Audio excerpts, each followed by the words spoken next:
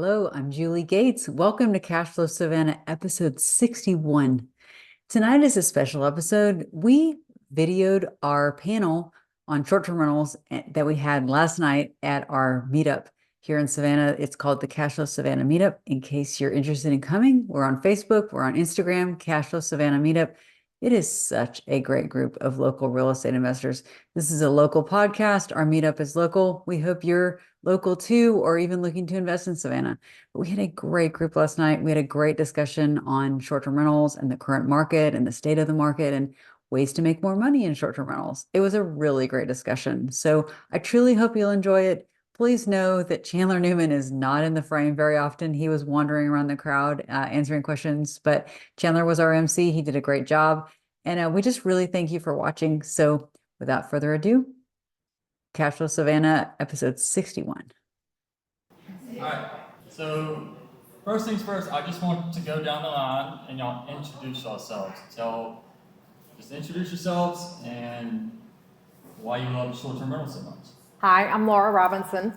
I have been investing and doing flips, for 25 years. And about 4 years ago, my husband and I decided we were ready to get our kids out and we needed some more income to come in so that we could really live the lifestyle we wanted to and quit our W-2 jobs. So we started looking at short-term rentals. We bought our first rental here in Savannah in 2021. We now have 7 personal short-term rentals here and we manage about 18 right now. Hi everyone, my name is Milan. And I am the owner and operator of Igloo Retreats. Igloo Retreats is the brand under which I run all my luxury short-term rentals. I got into the short-term rental business in 2020. I was a W-2 employee and real estate was my passion. I was doing long-term rentals on the side, and my wife and I, we decided to buy a second home in Vermont. We were living in Boston at the time, and this was right during peak COVID. And little did we know that journey is going to convert into us converting that into a short-term rental. And today we own and co-own and operate 11 short-term rentals. And I quit my job, and I'm doing this full-time.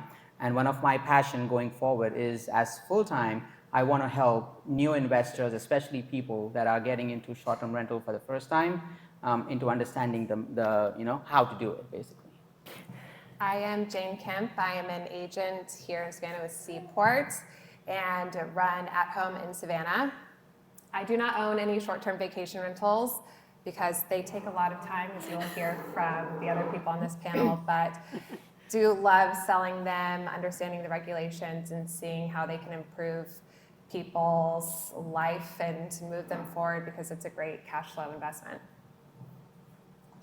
And my name is Julie Gates, as I have said, and my husband and I had a good bit of real estate, and we kept running out of money to get the 20% down. I mean, it was just horrible. When you buy a a long-term rental, it just was taking forever. And then I heard about short-term rentals. This is a long time ago, before it was a big thing, thank God.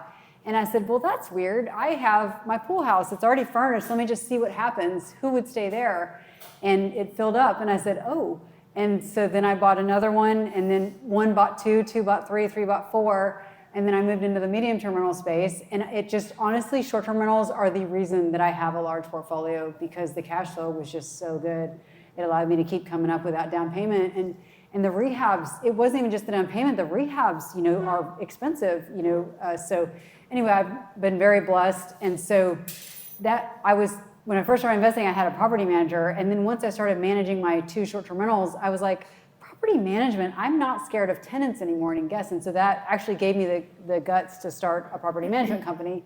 And now I manage for a lot of different people, and I really enjoy property management. But yeah, short-term rentals have really changed my life and given me the option to actually have enough real estate to retire on, and I'm really thankful for that.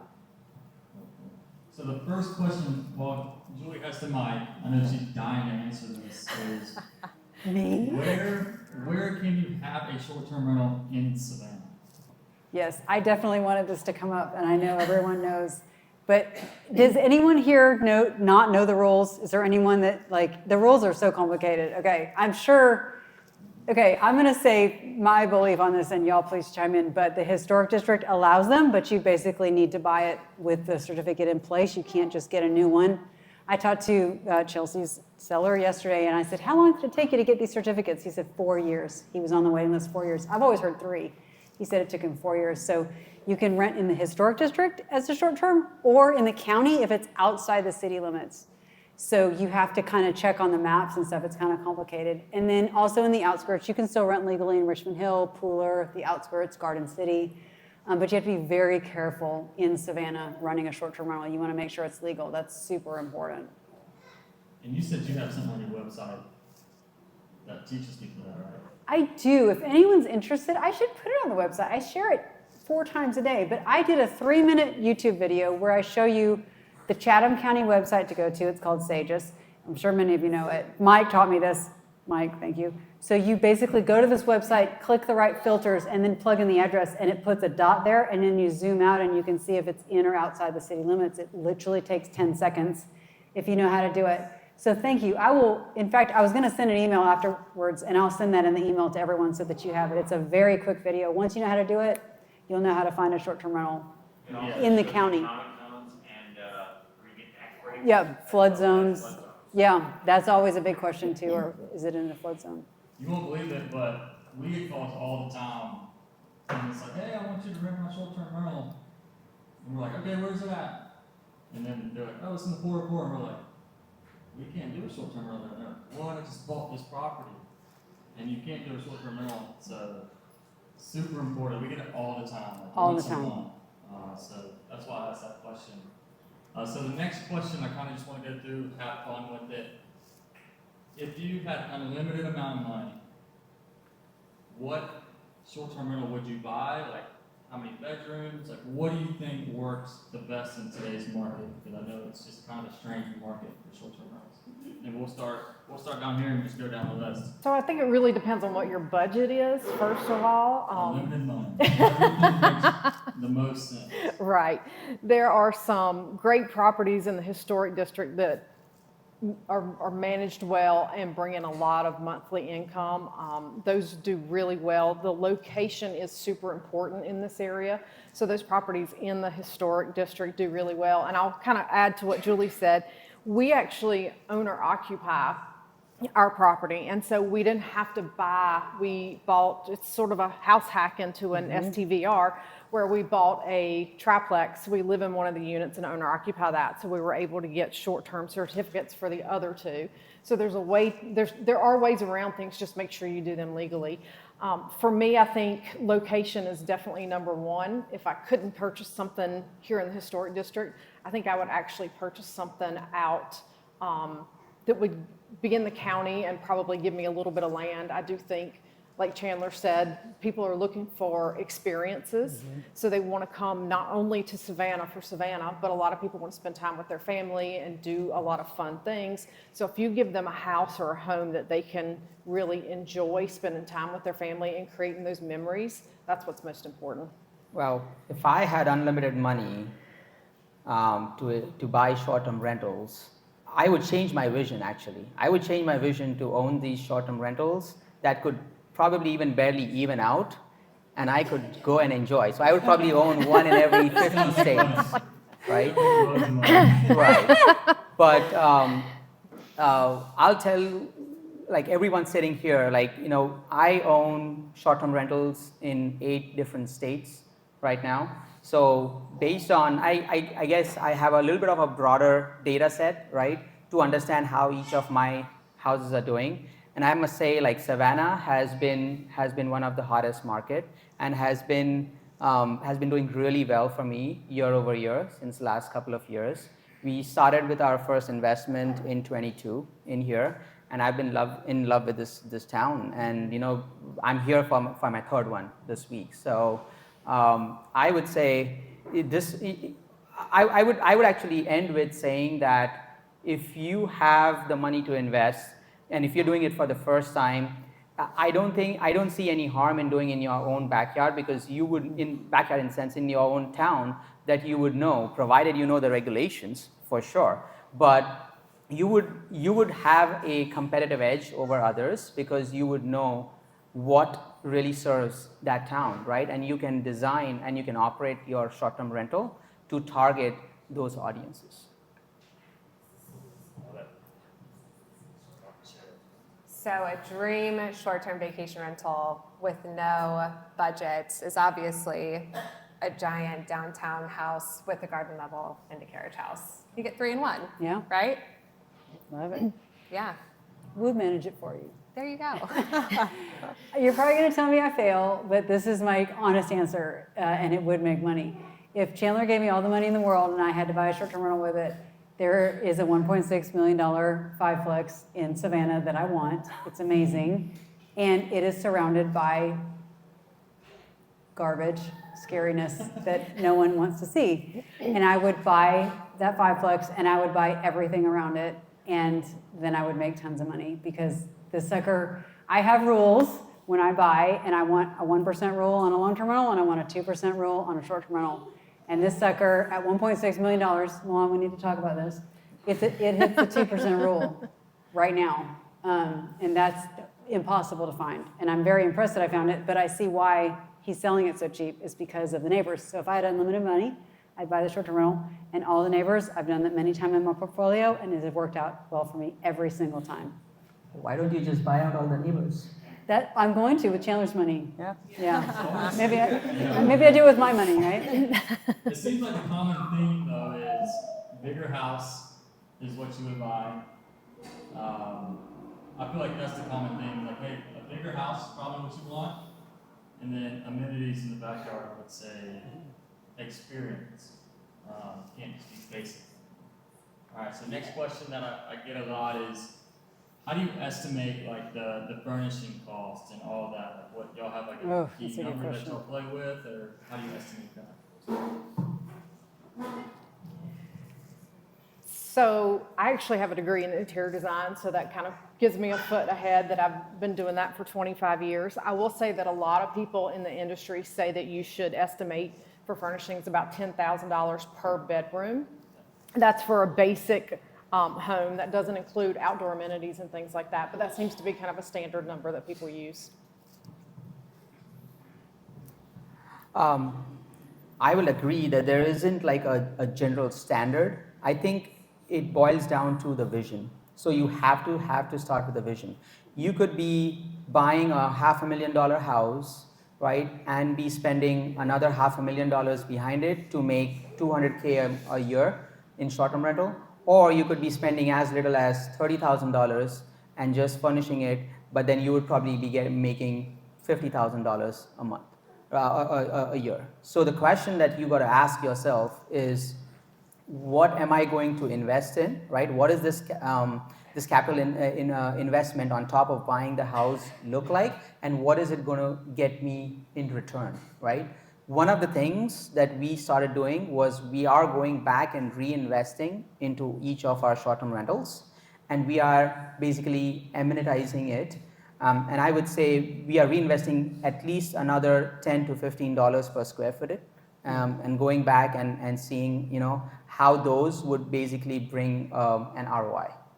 Okay, and to begin with, like if you, at the bare minimum, you will probably have to spend around $15 to $20 to make it a competitive short-term rental in this market. I always start with the $30,000 estimation and go up. That's based off of a 3-bedroom, and go up at least $5,000 a bedroom from there. And this is something, it will depend a lot too. If you are looking in a lower end area and you don't need as much done, you can stick with some of those furnishings that are a little bit less expensive. If you're going to be downtown and you're going to have really high-end clients, you do need to go up and factor that in. And it's definitely not an area to skimp on, because we were just talking about this today and how important it is to get those pieces that are going to stand out, that are going to photograph well. Because going in and making it cheap and finding everything on Facebook Marketplace will not make your investment succeed. We have Oscar shaking his head over here, and he is definitely an expert. So yeah, you have to put in the money up front to get the pictures, to get people in, because when you're thinking about Airbnb and the platform that you're using, we've all used it before, and what makes you click on a listing? The very first picture. It's all about the image and the design and the interest that pulls you in. So it's not the spot to skimp. Furnishings, pictures, you have to put the money in there. I'm going to take the counterpoint. Everyone is going to punch me, but I don't play in these ponds. I have this very weird, investing belief, and it's called a regular house in a regular neighborhood making irregular returns. That's how I built my entire portfolio, and I'm not going to change from it now. I don't do luxury short-term rentals, and I own a lot of them. I actually furnish $3,000 to $5,000 a bedroom. That's usually my number. And I typically can't afford the furniture because I bought a lot at once. I tend to just go on shopping sprees with real estate, and then I figure it out later how to pay for it. And so my biggest hack, that if anyone's interested, probably you're going to throw tomatoes at me, but I buy my furniture at Rooms to Go. They have, if you look carefully, you don't buy everything they have, but they have solid wood pieces that are going to last, and they're made to last for families. And Rooms to Go, I get nothing to gain by this. This isn't an ad for Rooms to Go, but I have spent a lot of money there. And literally a $5,000 or $3,000 bedroom set, I can pay $3,000 in cash, or they'll finance it to me at 0 APR for 5 years. They don't charge interest. And in 2020, I bought so many rentals and I furnished them like at once. I did 5 in 5 weeks. And you want to talk about a cash outlay. I don't know how I still have both kidneys, but thank God for Rooms to Go, because I furnished all 5 of those units with brand new furniture, made them look nice. They're not luxury. I don't have a bowling alley in my backyard like Milan is about to, but everything I own cash flows and does well, and it's just an everyman Airbnb for every man. I don't have luxury. I probably never will, but I honor and respect it. So I want to ask, as an out-of-state investor, what are like some expectations that you want to give some people here that might want to invest somewhere else? And what are some things that they'll need to do to, because I mean, you're starting a business, and how do you operate a business like from out of state? Ooh, wow. I can take up the remaining time. No, just kidding. I'll set 3 rules. I think the 3 major rules. Number 1, the biggest thing for out-of-state investor, right, is even though you are out of state, if you have picked a location based on data, right, based on looking at either AirDNA or any of the numbers, and you feel like this is the area that I want to get into, go make a visit. Take a trip, spend the money in making the trip, take the flight, drive around, and that's going to open your mind and open your brains to, okay, wow, I thought of something really different versus what's going on here, right? So physical presence for the first time makes all the difference in your future investments in that area, okay? We don't buy anything sight unseen. We may put an offer, but we will go there and see it before we actually close it. That's number 1 rule, right? Number 2, again, data is going to be on your side, right? But you got to know how to use the data, right? If you're looking on AirDNA and just simply putting 5 beds and 3 baths because that's what you're comparing to, and if that's what you're looking at, then that's not enough. You got to do the comparative analysis. You got to see what kind of properties are thriving in those markets. I usually go on every link of the Airbnbs that I'm going to compete with and see what are they giving. Number 2, why are they getting the highest ratings, right? And number 3, which ones are getting lower ratings? And I read through those to make sure I understand what the market wants in that area, right? And number 3, I would say financing, right? When you're doing out of state, you absolutely got to first look for local lenders, local realtors. You got to find your team first. And this will happen when you go for that first visit. You build your contacts, right? And you come back with that. That is going to be your biggest wealth in making those decisions. Cool. I like it. All right, so what I want to do, I don't want to be asking all the questions. I just want to open it up to all of y'all. I know y'all have probably 1,000 questions, so I just want to let it rip, let y'all kind of ask any questions y'all want. So we'll start with course. I have 2 questions. Laura, my first question was, what were the basic policy or guidelines for short-term rentals when you own the home and you have extra space or a carriage house per se? Is there a workaround, or how does that work? And then my second question was, what are the boundaries or parameters of the historic district? Yeah, so I may not be the best person to answer this question. I can tell you that in the historic district, it is set up into different areas, and all those areas are full and on a wait list. But if you do find a property which you own or occupy, which means it must be your primary residence, you got to, your driver's license has to say that, your voter registration, you got to put so you can't just say, oh, I'm going to say I live there and then rent it out.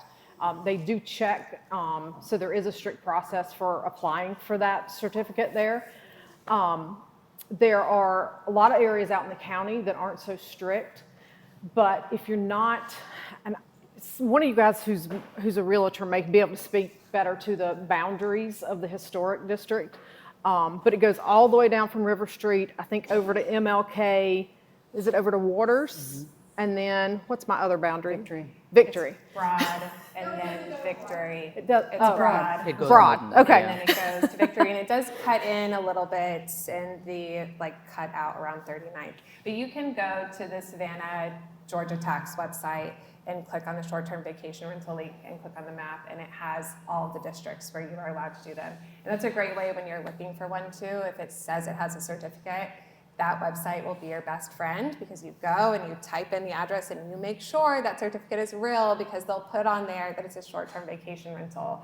But if it's owner occupied and you are not planning to live there, you will buy something that you cannot get the returns you are hoping for on. Yeah, that's correct. Yeah, and the owner occupied homestead exemption car registration at the property. Yep, that's correct. And there are also some other areas that you necessarily can't short-term rent, but you can mid-term rent a carriage house or some things of that nature. But the county's really good, and even the city's really good about helping answer questions. So before you would purchase anything, I would always recommend double checking. Even if your realtor says, yes, this is the real deal, double check yourself and make sure you have an email or something in writing that you feel really confident with, that you can short-term rent that in that area. So I know y'all mentioned some of the outskirt places, Portland or cooler, you can get without having that sort of restrictions.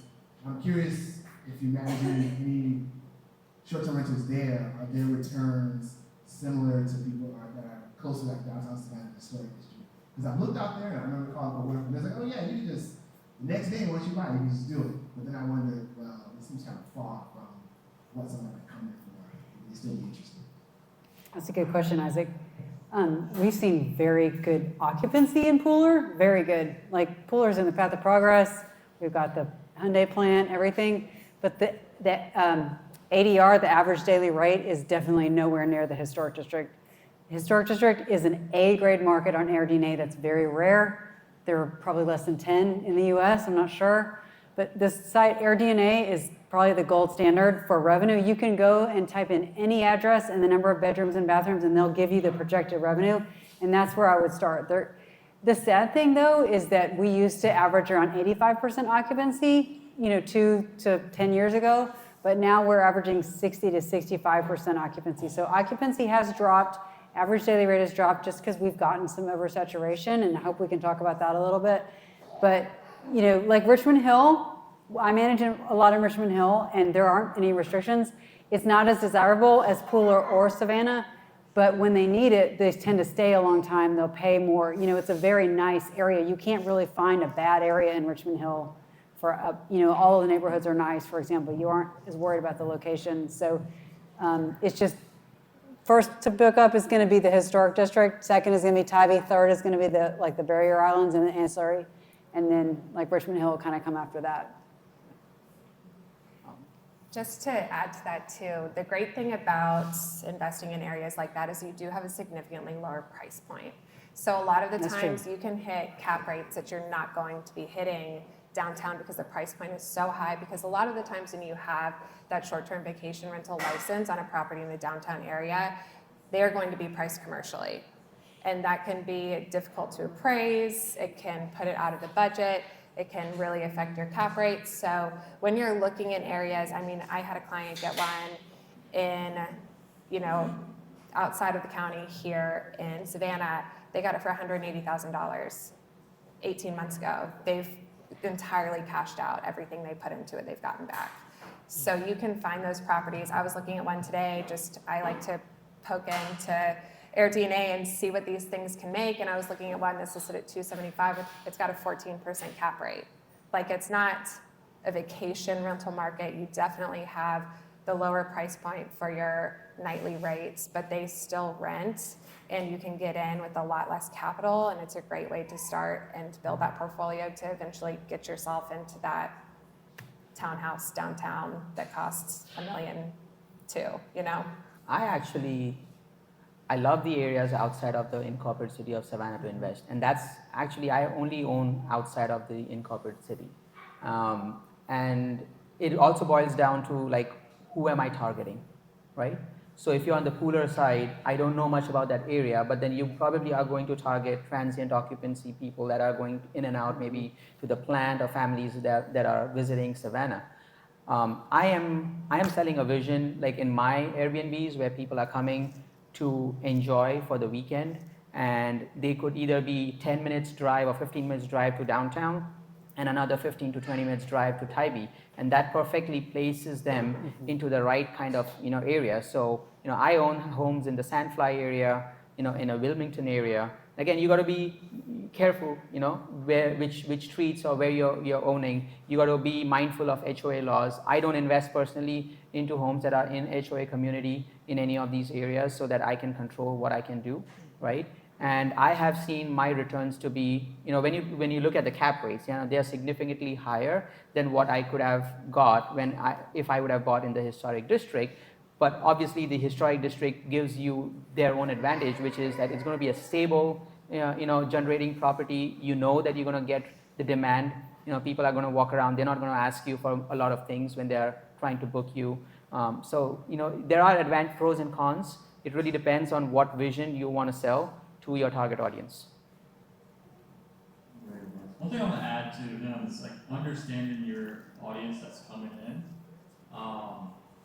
and market towards them. Don't just try to be so broad. Like, find someone that you know that's coming in. Like, for example, the top 10 city for bachelorette trips is Savannah. It's one of the top 10s. So maybe designing a property for bachelorette trips, just straight up pink out, pink cowboy hats, like crazy. I don't know what they do, but they like to get crazy. You could have a bathroom that's hot pink with sprinkles on it, like our friend Caitlin here, Oh. that rents continuously. Oh, But yeah, understand who you want to rent to. Right. And I think that's important, because I think if you just kind of go in and it's like, oh, I just want to rent it. I have a question that just popped up. What's the top 3 things that you got to have in a property? That's the highest ROI, I guess. That you understand? I'll start. Like a hot tub, like I gotta have a hot tub. A fenced-in yard, and I will take every pet. You can bring a Shetland pony, I don't care. Just put my pet fee. Fenced-in yard. Every man, Airbnb owner, right here. Hot tubs are great. AirDNA, they were projected to bring in an extra $46,000 a year if you had a property with a hot tub in Savannah last year. Pools were a little bit skewed because there's a large short-term vacation rental company here in Savannah that has one pool that they let all of their rentals access. But I have a few people who have done things like a stock tank pool, and they got a house in unincorporated Chatham County. They put in a stock tank pool. They made $72,000 in their first year on a $350,000 house. So little things like that, an above ground pool, they cost like $5,000. You might not want one in your backyard, but people really, really like them when they're on a vacation, and that $5,000 will pay for itself in 3 months if you let it. One other thing is, like, any more audience that you can hit, like, always have a pack and play in a closet and say that you're family friendly. Like, always do the LVP floors and let pets come, especially if you're in unincorporated Chatham County, because they're going to be bigger stays. It's going to be families coming to stay with you. You need to be thinking about the people that are going to be renting there who need more space and aren't concerned about being walkable at night. A lot of the times it is going to be people coming for work. It is going to be families wanting to stay together who want to experience it and don't have the price point of downtown. So keeping that in mind, your audience, making it accessible to as many people as possible. Yeah, I think the amenities, I agree with both of you what you said. It has a direct correlationship to what kind of average nightly rate you want to target, right? So I play in the $350 to $600 a night kind of Airbnbs, and for me what has worked is absolutely highlighting pets, not just burying it, in one of the amenities, but we literally highlight in our top 5 pictures, we would have a pet, showing. So we attract everyone that comes with a pet to our Airbnbs. That's the number 1 selling feature. Number 2, either a hot tub or a swimming pool in the backyard is definitely a must. We were lucky to get a house with a swimming pool. We actually added a heater and made it a heated swimming pool. We know what the costs are to run it, but we know what the premium we can charge on a Christmas weekend, right? When people want to enjoy 85, 90 degrees of pool, right? So that has definitely worked, And number 3, definitely having pack and play, making it kid friendly, right, is going to also take you a long way, because again, it depends where you're running your Airbnb, who you're targeting, and most of these people that are booking for long terms or at least 3 nights and more, right, are going to be 2 families coming together, reunions, you're going to host dinner. So making sure like having those pet friendly, kid friendly amenities are going a long way. Yeah, so I'll say a lot of what I think ties in with what you guys are saying about outdoor amenities. Most of our properties that are downtown don't have room for a lot of outdoor amenities. So I will say that any sort of outdoor space, it can be a 10 by 12 small porch, hang some string lights, put a cute indoor outdoor rug, throw some chairs out there, change out your cushions on your chairs every 6 months to match the season. Those small things people really love. A lot of people that we have visiting don't have this kind of weather that we have in Savannah where they can use it almost year round. And we have one property that has a cute front porch. We put rocking chairs out there, additional chairs. People live on that porch. They sit out there until like 2 and 3 in the morning, drinking a glass of wine and enjoying it because they don't have that where they're from. So don't think you have to do a pool or a hot tub. Those smaller little outdoor spaces mean a lot too. So when you're buying a house to do an Airbnb, what kind of house are you looking for? Are you looking for a house that you have to fix up? Are you looking for something that's ready to go and all you have to do is furnish it? What are you looking for when you're buying these Airbnbs?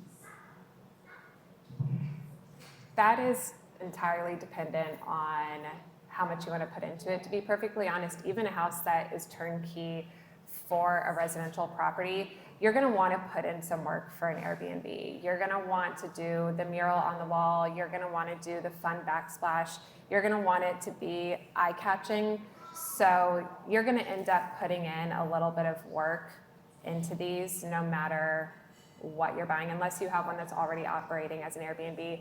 And a pretty significant amount of the time, if an Airbnb is being sold, it's because it's not performing and you're going to want to put some work into it anyway to make it a little bit better and a little bit more eye-catching, because keep in mind, this is a really, really visual, journey for people when they're looking for these. You want it to be noticeable.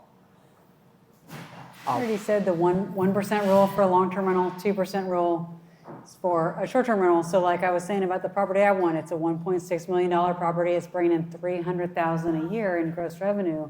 So that's almost a 2% rule, right? That's what I've always tried to buy. So I actually own a house that I paid $51,000 for. And I did most of the work myself, me and my family, and you can do a lot of this yourself. I've decorated all of mine. I haven't paid a designer. I have paid people to do murals. But, that house now brings in steadily $3,000 a month. So that's a 6% rule, right? That's not terrible. Now, I've owned it a long time, keep in mind, but don't overpay. You've got to make money going in, and you need to know what it's going to bring in and what you're going to have to put into it. Like, all of that counts. Okay, so it's the sales price plus the rehab, and then you look at the revenue from there. Yeah. In my experience, I haven't come across a turnkey Airbnb that would cash flow. Okay, so if you are thinking of buying a short-term rental, let's not lie to ourselves that this is a lot of work. And any short-term rental that you would buy would have some amount of work to be put into. If you don't, then you won't be getting the returns, right? And if you're buying something that is turnkey, most likely either it's underperforming, right? Or there has to be a reason. And I usually ask the seller what the reason is, right? And you would know that, if someone is trying to sell, something that is probably at a 1% rule in Airbnb, that's not going to cash flow positive. No. And one thing I'm gonna add to that is like I feel like what I've seen is some owners will just try to get in there and just get it going and then try to fix as they go. But what you don't realize is like if you try to get it going and you get bad reviews because it's not fixed up, like I don't know, I want to kind of bring this up, but if you have under a 4.7 star rating on your Airbnb, your listing decreases in revenue under 4.7. So 4.7, you think that's great, right? Like 4 out of 5. Like 4.7 sounds awesome, but like anything 4.7 below, 20% decrease. So just keep that in mind. Like once you start that Airbnb, it needs to be like a 5-star stay. Have it fixed up, have it really nice, because once you get it under 4.7, it's really hard to kind of get it back above it. Because Airbnb they reward the people that have really good properties. That's just my answer. Yeah, that is really important to keep in mind when you're getting them started. It is a huge cost, like Julie was saying. You really have to be aware and you have to put in that up front. But if you have something where you're like, oh, it's got carpet in these rooms, I'll just turn it off for a week, you're gonna hurt your algorithm. And your algorithm on Airbnb is really big deal because you want to be on those first few pages of clicks. So when you have those blackout dates, Airbnb will knock you lower in the algorithm because they think that you're renting on other sites, which they hate. They're very territorial. They have a big scarcity mindset over there at Airbnb. We don't love it. But you have to have your dates open a lot of the time to keep yourself in those top views. And while we're talking about the cost, like the importance of going in there, when you're furnishing, thinking about what is going to last in an Airbnb. You want like a couch that's velvet that's going to be easy to clean. You want a wool rug that's going to be easy to clean. Thinking about the wear and tear of these constant rentals because they're going to live in these a lot harder than your midterm rentals and long-term rentals. High gloss paint everywhere. Just to make it easy to clean the wall. LVP all the time. So put in the cost up front to make it worth it so that you're not hurting yourself later on. So my mother has a property she just got in Fort Walton Beach. She's trying to find a property manager for short-term rentals, but obviously she doesn't live there. So I'm curious if you're trying to do this out of the state, you don't want to be the one to go there. One, how do you find a property manager that you don't know? And two, how do you find a good property manager and you have no idea about short-term rentals? I want Chandler to answer this question. Chandler is the boss of this question. You want me to answer? I want you to answer this question, Chandler. So you asked how to find it? Yeah, one, how do we find one? And two, like, how do we evaluate it? Because I've nothing about short-term rentals. Okay, I can answer that. So the first thing I would do, how to find a good property manager. Honestly, the first thing I would do is probably just go straight to Facebook and just go into some sort of investor page. Because if you look at it, most, like, where were you saying, Walton County? Fort Walton. Okay, so if you go there, you can type in Airbnb owners in this beach area. And most times that'll pop up. And then you just say, hey, like, I'm the owner here, who's good? And then I'll just go interview them. I'd interview all of them. Now, I kind of know, like, since I am a property manager, I kind of know, like, what they're going to tell me. But the things I kind of want to know, like, the first question, like, how much do we charge? But don't get so distracted by, oh, we charge 18%, or this one charges 13%. Most likely, the one that's charging 13% has more upcharge on the back end. So they're going to upcharge your grass cutting, and if we send someone out that day, they're going to charge you $100. Like I've seen some that are just like, an owner got an invoice one day, they're cheaper, percentage-wise, but to go replace a spoon at our property, it costs her $8. So you kind of have to understand that these property managers will bake in a lot of costs. That's kind of how they make their money. Not Sibley's here. We don't bake in costs. what you see is what you get. We're pretty honest people. That's kind of, I would just interview them with questions like that. I mean, obviously you want to know. And then, what's another thing? Ratings, So what? the ratings. Obviously the ratings on the houses you want to go see. They got to be a super host, 4.7 above. I would probably go look at their properties too, like online, and say, all right, these look good. Because most of the time, like, you kind of tell like how they operate if it has bad photos.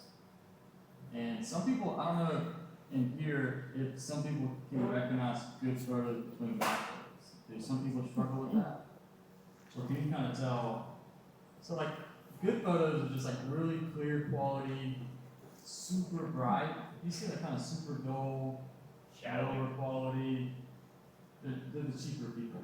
So that's kind of a turn off for me.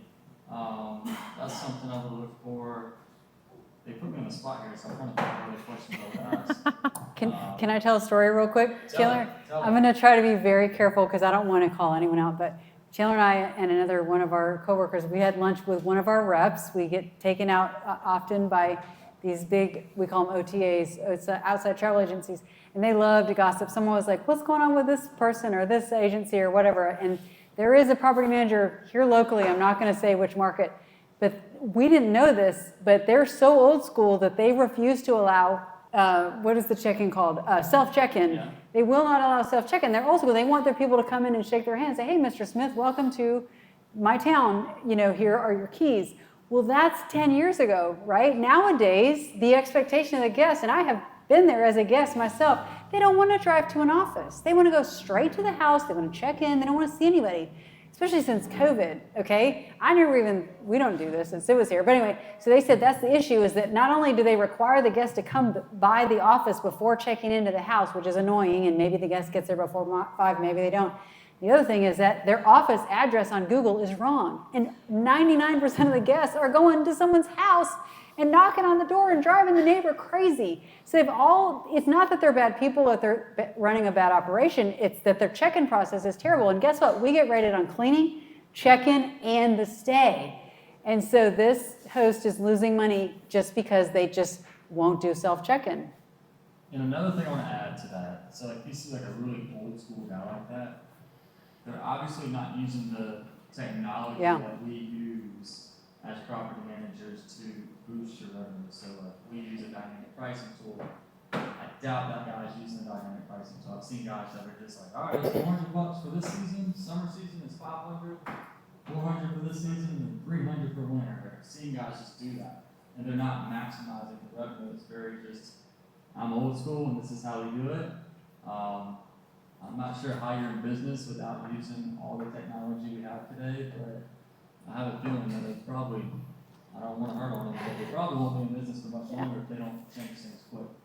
Keep in mind that dynamic pricing is another thing that will bring you up in the algorithm on Airbnb.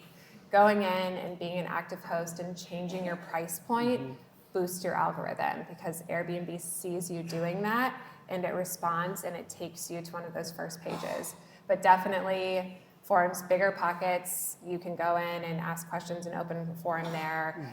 There's a ton of investors there where you can get that information, but Facebook groups, go and join like every single short-term vacation Facebook group, short-term vacation Florida, like all of those. There are people that do it. They love to talk, ask as many questions as you can. Curiosity is a superpower to figure out how to make the most. If there was only one question, let's say, that you were to ask, right? If you only get one question to ask a property manager for the out of state, here's what I would do. I would basically say, this is the link to my property, right? And if you see that that property manager says, yes, we will take this on without any questions asked, I would run away. Because this is a hospitality business first, a property management business second, and a real estate investment business third, okay, in that priority. So if your property manager is basically taking you for everything that you just have as is, then they're not understanding how to be in a hospitality business. They just know how to be in a property management business. So you're not going to hit the revenues. And this is coming from good operators like us, where someone, even a friend, they would come to us and say, can you run a property? our first response would be, okay, seeing your pictures, I don't think you have X, Y, and Z. If you don't do these things, we won't take you on. And if you get that, that is going to be a great property manager for you in STR. Kind of brought me to another question. Okay, so now, like since I now have this property, and I know Julie has spot, and she's a super host on Airbnb. If I give my property to Julie to manage, am I able to leverage the reviews that she already has for other properties, or each property reviewed individually? And I guess if each property is reviewed individually, then I sell it to someone else. When someone sells it to me, they have bad reviews, and those bad reviews keep going. So the reviews will stay with the property, but your host is also reviewed, and they can go to the host, they can see how many properties they manage, and they can see the reviews. One thing when you are looking for somebody, asking if you can be the host and not have them take it with it, because if you were ever to part ways with that property manager, they would take your property down and you would lose all of the reviews that you had before. So that is important. You want to be on there. You want to be able to take that hosting over if you were ever to part ways from your property manager. So I have a take on this. It's a double-edged sword, right? So you could go to Julie, and Julie has a 4.9 rating, and she's a super host. If you allow her to list your property as her listing, right, you do get the advantage of being shown as hosted by Superhost, and you would get up in the algorithm, okay? But if you say, Julie, I'm the host and can you just co-host this, right, and be added, you would lose the disadvantage initially, right, where you won't be hit, you won't be up in the algorithm. Secondly, Julie should agree to be a co-host, that's the second thing, right? But usually the good operators would want to keep it, within themselves because of this very reason. They don't want to be associated to bad ratings, right? They want to have the ownership of the ratings so that they can provide that to you, and for someone else that's coming on board, it's an automatic push up, for them. I'm trying not to talk, but I keep talking. I'm sorry. I just want to talk about, this is a little confusing if you're not in this world. So Chandler and I are professional property managers, and then Airbnb also allows what's called a co-host, okay? And these are two different animals. So first, this is my opinion, okay? But you don't have to kill yourself to keep every review. You don't need to worry about selling it with reviews. It's actually quite easy to get more reviews on a property.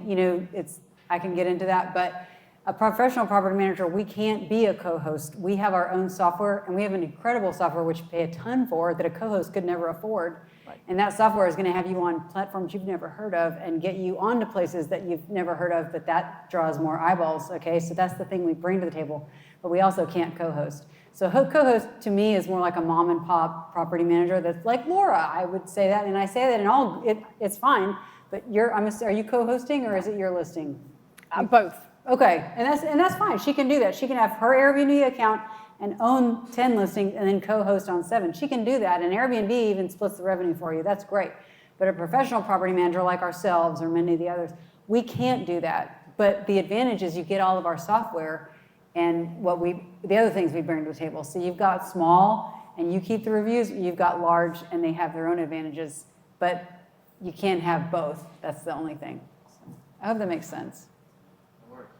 Yeah, just I feel like if you want to manage it yourself, like really educate yourself on how the whole managing thing works.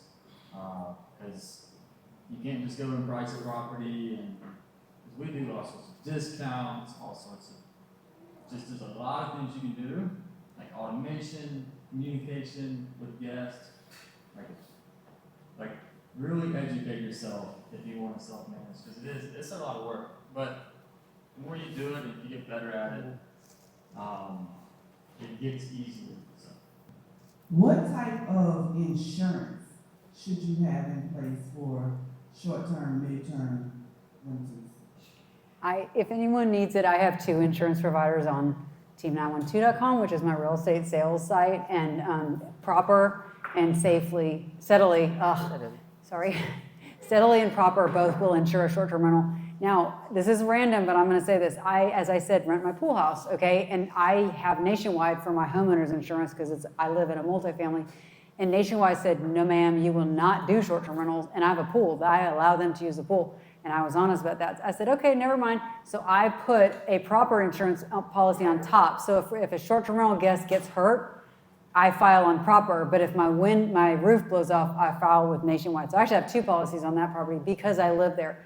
But it is very possible to get insurance, but you need to use a company that knows what you're doing. You need to be honest about what you're doing. Yeah. If you're not honest and something happens, there's really no need to have insurance. So I just encourage you to get the right product. Yeah, that's true. And to get a certificate here in the city or in the county, you have to supply them with a copy of your insurance that says you're certified for either short-term, mid-term, long-term. So they'll ask for all those details. And it really is important to do that, like Julie said, because I know somebody in Florida who did not report theirs as a short-term and just lost their entire house in the hurricane a couple weeks ago, and their insurance company is not going to cover them. Wow. So, Proper and steadily. I can send links if you're interested. Any other questions? Any other? All right, so do y'all have any, I'm trying to go, any final advice just on short-term rentals that kind of you want to get off your head? yeah, so we talked about a lot of the big things, but I want to talk about a couple of the small things that make a really big difference. Don't skip on a mattress. If people do not sleep well, they're not going to come back to your property and they're not going to recommend it. That's one of the things that we tell people to do the most. Do very small things. People love a box fan in the closet in every bedroom. White noise detector or, something on the desk stand. Someplace to plug their phone in at night when they sleep, or their CPAP machine. Those little things are what get us better reviews than some of the big stuff that we spend a lot of money on. So don't overlook the small things. You're spot on. Hospitality first, Yeah. I think one big takeaway that you want to, have today is, and I've said this several times here too, start with the vision, have the right target audience, don't target everybody, because then you're going to get nobody, right? And when you're doing your budgeting, when you're going out to buy a short-term rental, please make sure that down payment is not the only big cost in setting up a short-term rental. It is a cost, but with your closing and with everything that you want to amortize and furnish your house, make sure that you leave quite a bit in your budget to actually account for that in order to run a successful rental. I agree with that. Making sure your costs, you understand that you are buying 3 sets of sheets, that you are buying an insane number of towels, that you are getting those quotes on your insurance, because your insurance policy will be higher for a short-term vacation rental. Do that in your due diligence and put it into your deal analyzer and understand what you're really going to be paying for this, because that can affect your cap rates hugely. And you want to make sure that this is going to cash flow in the way that you expected it to. So asking all of those questions, making sure you have all of the information. Get with the property manager. AirDNA is a great way to estimate what's going to happen. You should still talk to a property manager in your due diligence period and confirm those numbers, because AirDNA can be a little optimistic sometimes with what you're getting there. And always use the enemy method. You should understand what everyone else is around you is doing, and you should understand how to be better than them when yours goes live. Well, if I can piggyback on that about talking to a property manager, AirDNA is going to say what they're going to do, and they're great. But a property manager that wants your business, the last thing they're going to do is lie to you, because now they've got to hit those numbers. So I can't say that strongly enough. And then my advice is really around mindset. And this is an investment, and it is an investment, and it is an investment. Don't fall in love with your short-term rental. Don't fall in love with a vase in your short-term rental. You have to look at it as something that's going to make you money. And just, if it all goes away tomorrow, but it gets put right back and you don't have to pay anything, who cares, right? And I've told the story, I'm going to tell it again. I think it was last year, I can't even remember. I happened to be talking to Chandler about something else. And he goes, did we tell you about such and such house? And I said, no, what happened? I own it. 2 weeks before, the guest stole everything that wasn't nailed down, including the shower heads. And Chandler and his team were so busy, they never even told me. And you know what? I didn't even care, because we still had check-in at 4. And the new guest had no clue. I don't care about my shower heads. I don't care about my sheets. I don't care about my bedspread. I don't care about the art on the wall. What we're really good at is insurance claims. And the owners never know. We'll replace the whole house. They never know. It's no stress. It's an investment. It's still making money. We've replaced everything in the world in these houses. And if the owner's in love with it, it makes the dang thing so stressful. Well, why did they do this? Why? I don't know why they did it, but they did. But it's okay, because it's check-in at 4. You're going to make more money this weekend. Don't stress about it. So just have that mindset of, this is an investment. If it gets broken, it's okay. They're going to get me a new one. And it's still going to cash flow. That's what matters. Yeah, no doubt. As an operator of these, fixing, 70, we deal with 70 of them, so things are broken almost every day. And most guests don't mean to. It's some kids say their lamp broken, but you have to have a team in place that can get it done quick. Like, hey, let's go buy a lamp, put it back in. Shower head, that's different. Shower head. But yeah, so that's the things you have to think about is like not just having a AC guy while you're, let's say you're managing from afar. You have to have an AC guy that can get it the same day. Right. You know, because like you can't have guests just checking in with the AC. So that's kind of another thing that's important is like, hey, I gotta have a team that can get there quick. So if you're looking to get into this, just understand all that. Things do get broken, but it's always replaceable. Yeah. It's just, like Julie said, don't fall in love with it. It's easy to replace it. I do think that is really important. And also remember that you are not always the clientele that you're aiming for. You don't have to be in a neighborhood that you love, but if the data is there to prove that you can make money there, it is an investment. Like, there are a lot of people who would not do the same things in their personal home that they do in a short-term vacation rental.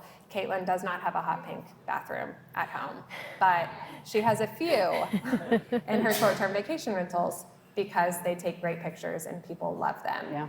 So you may not want an above-ground pool, but will it make you a ton of money? Yes, and that is what we are here to talk about. I'm painting my living room orange in this new one. Are Trust you? me. Yeah. Cool. I love it. I would never do that for my house. Tell them, give them an overview of what you have planned for the one you just Yeah, let's bought. hear about this. He just bought this like 2 days ago. So Julie and I, we partnered up a couple of months ago, and I bought her a property that was on MLS that I was really interested in. My wife and I, we had this vision where we already had 2 properties in the Savannah area that was doing really good, and it was in the 6 to 10 people hosting range, and we really want to dabble into hosting 16 to 18 people, in Savannah, because we find that that's a market, it's a niche market, something that is underserved in Savannah, and something that people are always looking for, bachelorettes, big families coming together, those kind of things. So we found this house that had a carriage house, the main house has 5 bed, 3 baths, and the carriage house in the backyard has another 2 bed, 2 baths. And so, because it was a carriage house, obviously the comps weren't great, but we were able to get into a good price point, and the seller wanted to sell. So we bought the house, but during the process of buying, we also started thinking about the design and the vision. So we are going to convert, this house, backyard into a cool amenities space. So we're going to add a swimming pool, a hot tub. We're going to add a mini golf course. We're going to add a pickleball court. We're going to convert one entire ADU into a theater room. A little gym area. And an entire floor of 800 square feet of game room. So that basically means that there is enough space for people in this entire house to enjoy different things and like really call it a retreat, right? And this kind of a private, it's almost like a small hotel at that point, right? Where you can host 16 people at the same time. And if I can commoditize this to people that are okay to pay $50 or $75 a night, now suddenly it's a win-win for an investor like me, as well as for people that that want to get all these amenities in the backyard. For them, at $75 a night, per person, it's nothing, you know. So that was the vision. I am here this week because we closed the house last week. And this week I've been speaking with contractors, I've been speaking with these guys, they're helping me out. You know, I got one of their painters to come in, and when I showed them the vision of the orange living room, and I got some eyeballs, but I showed them the actual 3D renderings that we had created, and that's when it came to life, you know, that they're like, okay, great, this looks great. So we are catering it, we have to make it poppy, we have to make it colorful, you know, we have to incorporate all the elements of the historic Savannah and the areas, you know, so we do, you know, do all of those things to make it stand out. And hopefully in few months I'll be back here showcasing, you know, my property when it goes live. Yeah, and this is gonna be $12.99, right? Is that what you want to be at? That's my aim, Yeah. you know. I boil it down to what people can afford, right, for this kind of amenities. You know, if someone who is willing to pay $50-$75, I think I'm more. there. You go. I'm just not greedy, maybe. Just I always love hearing about people who travel from all over the country to invest here, and it's such a good reminder that we have an amazing market to invest in, and we are very lucky to be here. Juan, I'm sorry that you have to travel to come and make these investments, but we're glad that you found us in Savannah. All righty, thank you. Thank you all for y'all's time. We'll just get back to that. We have an announcement. Doing short-term rentals, it takes a village. Who in here has done anything by themselves in short-term rentals, right? It's a heavy lift. So Chandler and I are starting a group, and I will be sending out information. I wanted to have a QR code, and I wasn't able to get it done today. But we're starting a community for short-term rental hosts, and we're going to be getting online and talking as a group. It's going to be private, but it's such a great way to learn. I did this for years for a organization that I was in, and it was very successful, and especially staying on top of the laws and all the different technology that comes down the plate. It's a really great way to get in. So if anyone's interested, tomorrow I'll be sending out a link. So we are starting a community. If you're interested, we're going to meet on Zoom. You don't have to physically come anywhere. You can be in your living room and meet once a month. But Chandler and I are going to be running it. We are going to be talking short-term rental strategies every month, and you'll be talking to hosts here locally and also around the U.S. that are also going through the same thing. Honestly, the best way to learn short-term rentals is to go say, hey, Juan, what issues have you had? You're going to learn more about the problems he's solved than if you just read a book about short-term rentals. They're never going to tell you the worst case scenario. They're always going to tell you the best case scenario in a podcast, on a book. But if you sit down and talk to other hosts that are knee-deep in hosting, that's where you're really going to learn. So I just want to encourage you, if you're interested, it's not a high price point, but you can get in on the community, and we're going to talk short-term rentals every month and just really learn a lot kind of collectively as a group. So I'll be sending out information. I'm also starting a community for real estate agents that work with investors. That's another one of my passions, and it's not something that's talked about. So if you're in that space, I would love for you to join that. So we want to announce that tonight. You're hearing it here first. We haven't even put it out there on social yet, but I really hope that some of you in this group will join. I really enjoy hanging out with everyone in this room, and I hope you'll come. So, but anyway, thank you for coming to Cashflow Savannah, and thank you, Milan, for, we asked him yesterday, but thank you, everyone, for showing up in our panel. Thank you. We just really appreciate you guys, so thank you. So we have the room until 9. Just please feel free to share. I want to encourage every one of you, take someone in this room to lunch, breakfast, coffee. You need to be networking. That's the best way to learn this business. Thank you, Chandler. I just want to give a shout out that, you know, what you are hosting here is really amazing. You would be surprised like how many people need help, right, in each of these cities that I usually go to. And even for the audience here, right, like successful operators out there are actually out there to help you. You just have to go and ask. You just have to go and talk, because, you know, we don't see any competition. You know, if you are going to someone and they're keeping information to them, they're probably not successful hosts. So, you know, we are happy to share all our experiences here. And, you know, just creating this forum is just amazing. So thank you. Absolutely. Thank you for Absolutely. starting. Thank you. This episode, I truly hope that you got value from it. I want to say that Chandler and I don't make any money doing this podcast, and we do have a good time with it. We have a lot of fun, but we were sad lately. We went to check our numbers. We were out to breakfast, and I said, well, let's see what our podcast is doing. and we had 6 reviews. That made us a little sad. So even though we're not asking you for your money or your business or really anything, we just want to hang out and learn together. We just do want to ask, will you give us a review? Will you like and subscribe? Will you share this with a friend? It would make us feel good. I'm not going to lie, when I looked at the numbers, I actually thought about just canceling everything. I said, Chandler, all we're doing is all this work and running around town, and we're not getting anything for it.